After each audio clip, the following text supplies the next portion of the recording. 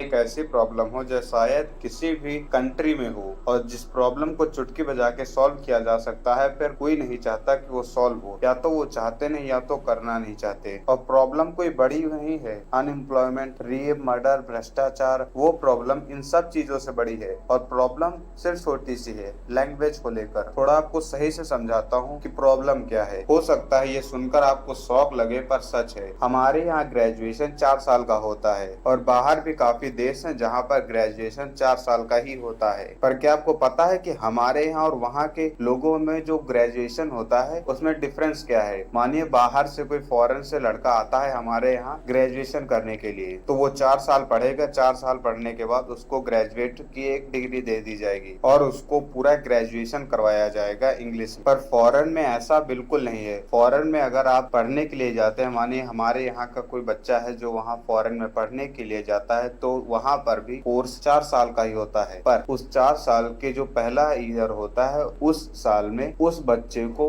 वहाँ की जो लैंग्वेज होती है वो लैंग्वेज सिखाई जाती है। अगर आप फ्रांस में जाते हैं तो आपको फ्रेंच 1 साल सिखाई जाएगी, जर्मन में जर्मन सिखाई जाएगी, रशिया में रशियन सिखाई जाएगी। मतलब आप बाहर किसी भी देश जाइए वहाँ ग्रेजुएशन करने, तो पहले का जो 1 साल होगा उस 1 साल में आपको वहाँ की लैंग्वेज सीखनी पड़ेगी। 1 साल लैंग्वेज सीखने के बाद आपका कोर्स 3 साल का होता है। आपने 100% लैंग्वेज की प्रॉब्लम अपने लाइफ में एक ना एक बार जरूर फेस की हो। एक इंसान जाता है दवाई लेने के लिए, उसको कुछ मेडिकल प्रॉब्लम हो जाती है। अब वो ज्यादा पढ़ा लिखा नहीं है, उसको मेडिकल लैंग्वेज ज्यादा समझ में नहीं आती। डॉक्टर उसको अंग्रेजी में कुछ भी उल्टा सीध चिपका देता है और बोलता है ये दवाई लेकर जाओ और खा लो, सही हो जाओगे। प्रॉब्लम है मरीज को, पैसे दे रहा है मरीज, लेकिन उसको ही नहीं पता कि उसको प्रॉब्लम क्या है। और अगर मरीज उसे पूछ ले कि ये प्रॉब्लम क्या है, मुझे क्या हुआ है, तो मुंह फाड़ देगा डॉक्टर। आपको बोला है यही दवाई खाइए, आप सही हो जाएंगे, फालतू में सवाल जवाब मत कीजिए। एक कोई इंसान है जिसका कोर्ट केस चल रहा है, जज अंग्रेजी में बात करता है, जो उसका वकील है वो अंग्रेजी में बात करता है। जज के बीच बात होती है, वकील के बीच में अंग्रेजी में बात होती है, लेकिन जो इंसान है जिसका केस है उसको समझ में नहीं आता कि जज और वकील क्या आपस में बोल गए। जो रिपोर्ट दी जाती है अपने ऊपर के कार्यालयों में, वो रिपोर्टें दी जाती हैं इंग्लिश में। जैसे मानिए कोई सर्वे होता है, कुछ लोग आते हैं सर्वे करते हैं, मुझसे पूछते हैं, कुछ लोगों से और पूछते हैं, ऐसे बहुत ज्यादा लोगों से पूछते हैं, वो हिंदी में पूछते हैं। ठीक, तो जो उनको फाइल बनानी होती है वो हिंदी में बननी चाहिए, क्योंकि ऑफिसर हिंदी में बात करता है, लोग उसको जवाब हिंदी में देते हैं, फाइल इंग्लिश में बन के ऊपर तक जाएगी। कभी सोचा कि हमारे यहाँ के बच्चों के कभी इंग्लिश में नंबर क्यों अच्छे नहीं आते? उनके मैथ्स में नंबर अच्छे आ जाएंगे, फिजिक्स में आ जाएंगे, केमिस्ट्री में आ जाएंगे, हिंदी में आ जाएंगे, आर्ट में आ जाएंगे, किसी भी सब्जेक्ट में आ जाएंगे, पर इंग्लिश में नहीं अच्छे आते। क्यों? हमारे क्रांतिकारियों ने सोचा, जिन्होंने हमको आजाद करवाया, उन्होंने सोचा कि अंग्रेज चले जाएंगे और उनके साथ अंग्रेजी भी चली जाएगी। पर अंग्रेज चले गए और अपनी अंग्रेजी यहीं छोड़ गए। हमारे यहाँ का बच्चा इंग्लिश में फेल क्यों होता है? जब हमारी लैंग्वेज नहीं, उसको बचपन में पापा बोलना सिखाया जाता है, मम्मी बोलना सिखाया जाता है, डैडी, मॉम, ये सब तो बोलना नहीं सिखाया जाता ना। हर बच्चा, हर इंसान शुरुआत से अपनी मदर टंग में बात करता है। छोटा होता है चाहे बड़ा हो, अपनी मदर टंग में ही अपने आस पड़ोस के लोगों से बात करेगा। और पता नहीं इंग्लिश को क्या बना दिया फर्जी में। हमारे यहाँ का बच्चा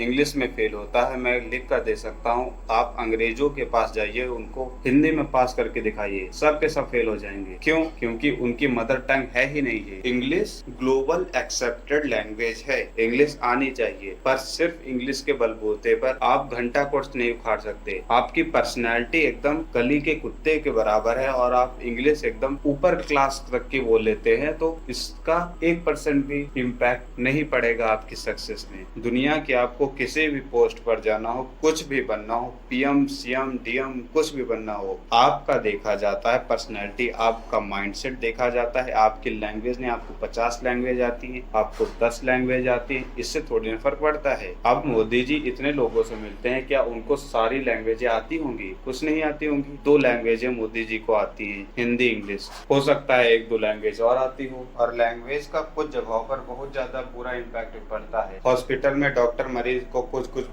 कर दे, आपको ये प्रॉब्लम है, ये बीमारी है, इलाज करवा लीजिए, ऑपरेशन करवा लीजिए, ऐसे नहीं होगा, यहाँ से दवाई ले लीजिए। क्यों? उसको पूरी तरह से हिंदी में समझाओ। मैं ये नहीं बोल रहा कि आप इंग्लिश ना सीखो, स्पेनिश ना सीखो, सीखो, जरूर सीखो। पर जैसे सोशल मीडिया पर कुछ अपना कोर्स बेचने के लिए बोल देते हैं, अगर आपको इंग्लिश नहीं आती तो आप सक्सेसफुल नहीं हो सकते। इंग्लिश सीखिए, मेरा कोर्स ले लीजिए, 30 दिन में इंग्लिश बोलना सीख जाएंगे। मतलब क्या है ये, क्या नौटंकी चल रही है हमारे यहाँ पर। थोड़ी बहुत इंग्लिश सुनने के बाद, समझने के बाद, 4 लोगों के बीच में खड़े होकर तुम इंग्लिश झाड़ रहे हो कि उन लोगों को लगेगा कि तुम बहुत ऊपर क्लास के हो। अरे घंटा कुछ नहीं होता, सब लोगों को समझ में आ जाता है कि तुम कितने पानी में हो। मेरे स्कूल में एक लेडीज टीचर थी इंग्लिश की, और इंग्लिश टीचर तो आपको पता ही होगा, वो इंग्लिश के अलावा किसी भी लैंग्वेज में बात नहीं करती। वो कोई भी बात पूछो बस खरबर खरबर इंग्लिश, हर बात पर इंग्लिश। लेकिन जब पढ़ाने का नंबर आता था तब वो बुक लेकर पढ़ाती थी जिसमें इंग्लिश के साथ साथ हिंदी भी लिखी होती थी। इसीलिए रिक्वेस्ट है हर एक व्यक्ति से, चाहे आप डॉक्टर हो, लॉयर हो, जज हो, कुछ भी हो, IAS ऑफिसर हो, कुछ भी हो, कृपया करके आप उस लैंग्वेज में सामने वाले से बात कीजिए जिसमें वो कंफर्टेबल हो, जिसमें उसको समझ आता हो। अपना क्लास दिखाने के लिए आप कितना एजुकेटेड हैं ये दिखाने के लिए ऐसी लैंग्वेज में बात ना कीजिए जिससे सामने वाला समझ ना सके। हर चीज का एक परफेक्ट समय होता है, परफेक्ट टाइम होता है, परफेक्ट जगह होती है। जहां आपको अपनी एजुकेशन दिखाने का मौका मिल रहा है वहां पर जरूर दिखाइए।